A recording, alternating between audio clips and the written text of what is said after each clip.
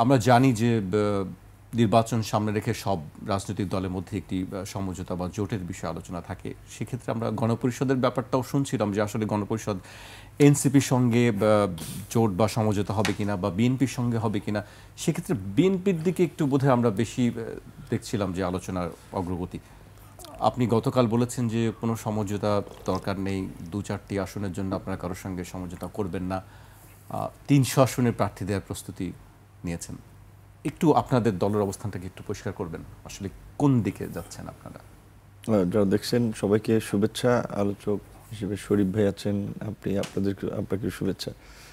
এটা আপনি দুজনের যে মন্তব্য পরে শুনিয়েছেন, একজন বিপ্লবী ওয়ার্কার্স পার্টির এবং গণতন্ত্র মঞ্চের নেতা সাইফুল হক ভাই, আর একজন মোস্তাফিজুর রহমান ইরান। বিএনপির যখন থেকে আপনার 58 দলীয় জোট ছিল তখন থেকেই তিনি ওই দলের সাথে সংশ্লিষ্ট ছিলেন। এমনকি তার দলের ইফতার প্রোগ্রামে আমরা বেগম খালেদা জিয়াকেও দেখেছি যখন তিনি ফিজিক্যালি রাজনীতিতে সক্রিয় ছিলেন।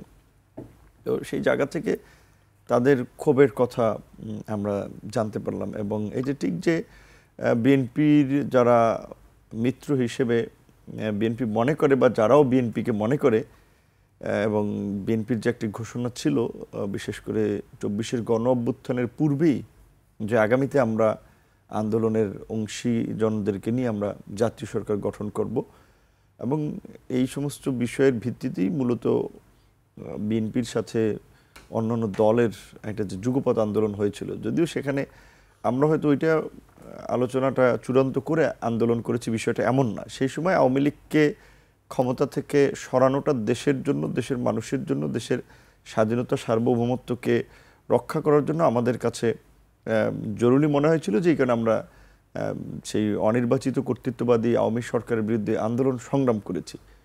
হয়তো তার বেনিফিটটা অটোমেটিক্যালি বিএনপির কোর্টে গিয়েছে, কারণ বিএনপি নানানভাবে পর্যদস্ত ছিল বড় দল হলেও। কারণ তার প্রধানকে জেলে নিয়ে গেছেন মিথ্যা মামলায়, ভিত্তিহীন মামলায়। এমনকি যেদিন জেলে নিয়ে যায় সেদিন কিন্তু সাইদি সাহেবের মৃত্যুতে তো শখানেক লোকের মতো মারা গিয়েছিল। সেদিন যে আপনার ঢাকা শহরে যে আপনার মানে কি বলবেন, ওইভাবে খুব ম্যাসিভ কোনো আন্দোলন হয়েছে, বিভাগীয় শহরগুলোতে একটা ব্যাপক প্রতিক্রিয়া হয়েছে, সেটা কিন্তু ওই সময় দেখা যায়নি। আমাদের খারাপ লেগেছে। তো এই অবস্থার মধ্যে বিএনপিকে যেতে হয়েছে। তার প্রধান জেলে চলে গেছেন, দ্বিতীয় প্রধান দেশের বাইরে কার্যত নির্বাসিত, আর দেশের মধ্যে যারা আছেন তারাও মামলা হামলায় পর্যদস্ত। এবং বিএনপির প্রধান মিত্র হিসেবে দীর্ঘদিনে বিএনপির সাথে পথ চলেছে, বিএনপির শক্তির একটা জায়গা ছিল জামাত তো প্রকাশ্যে জামাতের নাম নেওয়াটাই মানে হচ্ছে একটা পাপ ছিল, এরকম একটা অবস্থা ছিল। সেই জায়গা থেকে কিন্তু বিএনপির আন্দোলনে বা বিএনপিকে এই সংকট থেকে উত্তরণে কিছুটা আমি মনে করি আশার আলো হয়ে দাঁড়িয়েছিল গণতন্ত্র মঞ্চ বা আমরা এই ছাত্রদের আন্দোলনটা। কারণ এই ছাত্রদের আন্দোলন আমরা 2018 সালে কোটা সংস্কার আন্দোলন, তার পরবর্তী 2019-এ ডাকসু নির্বাচন, ডাকসুর ভিপি হওয়া, এবং তার পরবর্তী কোনো রাজনৈতিক দলের সাথে যুক্ত না হলেও আমরা যে সরকার বিরোধী যে আন্দোলন সংগ্রাম করেছি, এবং সেটা করতে গিয়ে আমরাও যে আওয়ামী লীগের অত্যাচার হামলা মামলায় পর্যদস্ত হয়ে শেষ পর্যন্ত সমস্ত মজলুমরা এক জায়গায় হয়ে গেছে, অটোমেটিক্যালি সেটার রেজাল্ট কিন্তু বিএনপির জন্যই তৈরি হয়েছে। এবং এর মধ্যে দিয়ে একটা গণতন্ত্র মঞ্চ গঠিত হয়েছে, একটা রাজনৈতিক প্ল্যাটফর্ম যেখানে আমরাও ছিলাম, আমাদেরকে সেন্টার করি, সেটা সে সময় হয়েছিল। নানান কারণে পরবর্তীতে সে সময় পথ চলা হয়নি। সো সেই দিক থেকে বিবেচনা করলে গণ অধিকার পরিষদ, গণতন্ত্র মঞ্চ, এই জামাত সহ অন্যান্য মিত্ররা বিএনপির কাছে আমি মনে করি গুরুত্বপূর্ণ একটা মানে প্রাধান্য পাওয়া দরকার।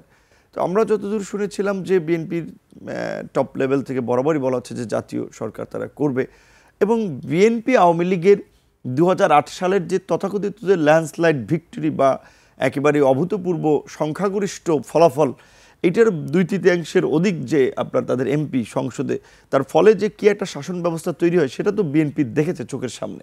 এবং বিএনপি যেই রকমের একটা দল, তাতে বিএনপি যদি এই ধরনের ল্যান্ডস্লাইড ভিক্টরি বা এই ধরনের একটা ব্যাপক সংখ্যাগরিষ্ঠ নিয়ে সংসদে আসে, সেটা বিএনপির জন্য খুব বেশি ভালো হবে না। সেই জায়গাতে আমরা শীর্ষ নেতাদের মুখ থেকে বরাবরই শুনেছিলাম তারা জোটের জন্য একটা ভালো সংখ্যক আসন ছেড়ে দিতে চায়।